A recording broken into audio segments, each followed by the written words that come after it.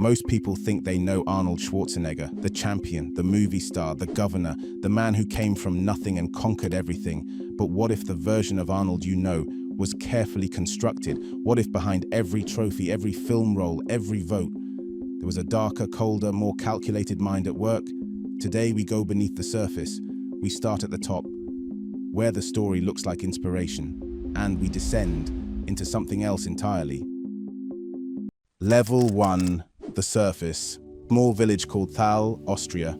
A boy is born into a cold, post-war household. His father, a former Nazi party member and police chief, rules with an iron fist, sometimes literally. Beatings were common. Expectations were suffocating. His name was Arnold Alois Schwarzenegger, and from the age of 10, he had one obsession: escape. He found his way out through iron and steel. At 15, he discovered bodybuilding. By 20, he was Mr. Universe, the youngest in history. By 23, he had defeated the seemingly unbeatable Sergio Oliva to claim his first Mr. Olympia title. He would go on to win 7. He crossed the Atlantic with $20 in his pocket and broken English on his tongue. He built a construction business. He became Hollywood's biggest action star. He became governor of California. It's a story that sounds almost too perfect, and that is exactly the problem, because when a story sounds too perfect, someone usually wrote it that way. Level 2. Mid-level. The machine behind the myth. To understand Arnold's rise, you need to understand one name: Joe Weider.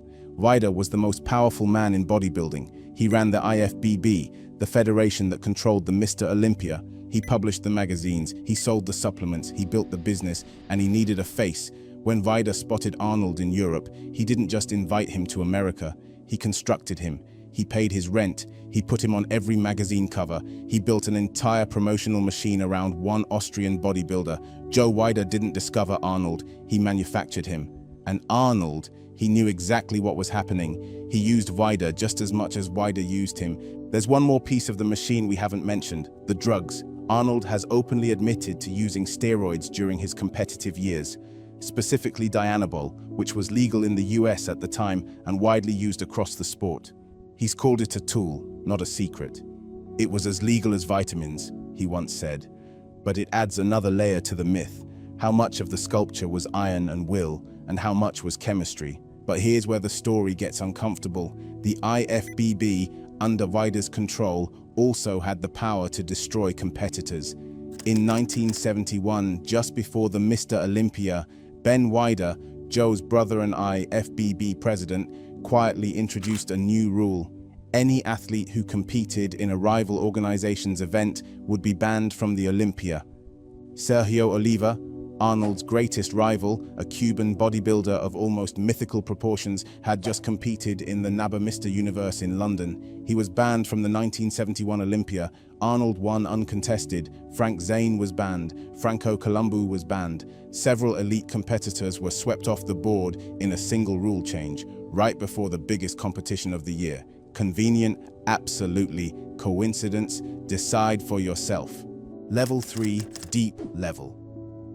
The mind games nobody talks about.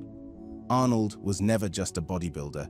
He was a psychological weapon. Before competitions, he would approach rivals backstage, men who had trained for months, and plant seeds of doubt. Before the 1972 Mr. Olympia in Essen, Germany, Arnold looked at Sergio Oliva and told him he looked small, that he needed more mass. Sergio, one of the greatest physiques in history, believed him. He bulked up, he sacrificed his legendary definition, and when he stepped on stage, he was overconditioned, watery, and off. Arnold stepped on stage looking like a sculpture, but the 1972 Olympia didn't end there. The prejudging took place in a small room, too small for all the competitors. Arnold suggested moving to a larger room, except the larger room had a dark backdrop. Arnold's lighter skin tone popped against it. Sergio, with his naturally darker complexion, blended into the background. The optical illusion made Arnold appear more defined, more dominant. Arnold later admitted in interviews that he had specifically chosen that room for exactly this reason. This wasn't luck, this wasn't destiny, this was cold, calculated strategy. The manipulation didn't stop there. At the 1970 Olympia, during a pose down with Oliva, Arnold leaned over mid-competition and said, "I think they've seen enough, let's stop." Sergio nodded. He walked off the stage. Arnold stayed. He kept posing, alone, under the spotlight. To the judges watching, it looked like Oliva had surrendered. He hadn't. He had been tricked. And then there's what happened behind the cameras of Pumping Iron, the 1977 documentary that made Arnold a global star. You've probably seen it. You probably thought it was a real documentary. It wasn't, not entirely. Arnold later admitted in an interview that many of the scenes were staged, fabricated, or exaggerated, specifically designed to generate controversy and sell tickets. The most chilling example? In the film, Arnold claims that when his father died, he refused to go to the funeral because it conflicted with his training. He tells the story with an ice-cold calm that shocked audiences worldwide. Here's the truth, Arnold later revealed himself. It never happened. He took a story he heard from a French bodybuilder years earlier and pretended it was his own because he knew it would shock people, because shocked people talk. And talking people sell tickets. He manufactured his own legend, deliberately, and the father-son rivalry with Lou Ferrigno, the whole emotional core of the documentary. Lou Ferrigno himself later said it was dramatically exaggerated. His father was barely involved in bodybuilding. The entire narrative was constructed to give the film tension. Even Franco Columbu, Arnold's lifelong best friend, was reportedly given deliberate wrong training advice by Arnold in the film. Arnold even admits it on camera, laughing. Franco is like a child. He comes to me for advice. It's not hard to give him the wrong one. The friend he would later have as best man at his wedding. This was the man beneath the charm. Level 4, the bottom, what they buried. We need to talk about 1980.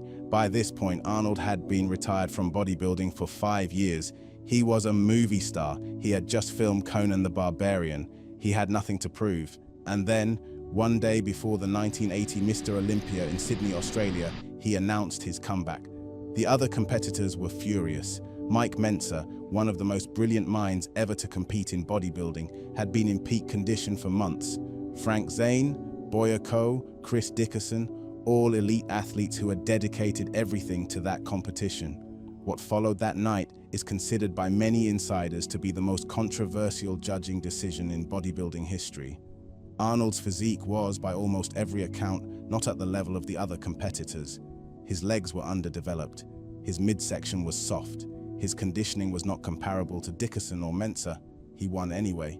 300 points to Dickerson's 292. The crowd booed. Competitors were visibly stunned. Even Ben Wider, the president of the IFBB, privately told people that Dickerson had been robbed. But here's what most people don't know. CBS television had sent a film crew to Sydney to broadcast the Mr. Olympia on national television. After witnessing what happened that night, the CBS producer refused to air the footage. His words reportedly were, "We can't show this, it's too controversial. Even a casual viewer could see something was wrong." That footage was never broadcast. 4 of the 7 judges were people with direct personal ties to Arnold, close friends, business associates, men who had helped build his career from the beginning.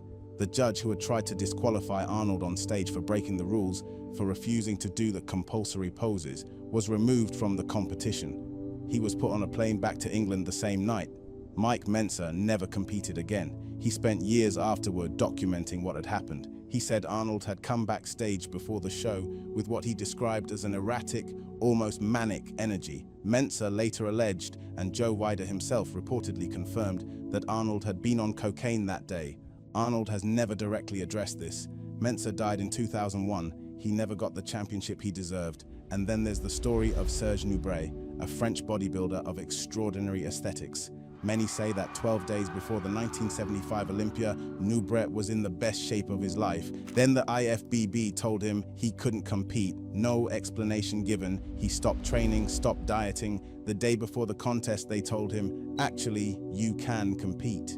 He had lost 12 pounds in 12 days of doing nothing. He later alleged that Ben Wider had personally approached him and asked him to step back from competition, promising him favorable treatment in future Olympias in exchange. Whether that promise was ever kept is another question entirely. And Sergio Oliva, the man many consider the greatest bodybuilder who ever lived, spent the rest of his life holding a grudge. His son, Sergio Oliva Jr., gave an interview on the 45th anniversary of the Mr. Olympia. He said his father refused to shake hands with the Wider family. He said his father felt cheated out of what was rightfully his until the day he died. Final descent, the real question. So what do we do with all of this? Arnold Schwarzenegger is, objectively, one of the most remarkable human beings of the last century, a boy from a war-scarred Austrian village who willed himself into a global icon. That part is real. That part is extraordinary. But the version of Arnold we were sold, the clean, inspirational, self-made hero, that's only half the story. The other half is a man who understood, from a very early age, that the world rewards those who are willing to do what others won't. He didn't just outwork his competitors, he outmanipulated them. He didn't just earn his victories, some of them he engineered, and the people left in his wake, Oliver, Mensa, Newbrett, Dickerson, they are almost never mentioned when people talk about the legend of Arnold Schwarzenegger. Their stories were edited out. Here's the question the iceberg leaves you with. Can a man be both an inspiration and a cautionary tale at the same time? Can someone build something genuinely great through genuinely questionable means? Arnold himself, in his later years, seems to wrestle with this. And yet, decades later, the iron doesn't lie. Arnold is 78 now, still training, still in many ways the most recognizable bodybuilder who ever lived. Legend, cautionary tale, myth maker, maybe he's all three at once. That might be the most honest ending this story can have. Outro. That's the Arnold Schwarzenegger iceberg. The deeper you go, the more the story changes. If this video made you think differently about the legends we're sold, the ones that seem too clean, too perfect, too inevitable, then share it. Because the most dangerous myths are the ones nobody questions.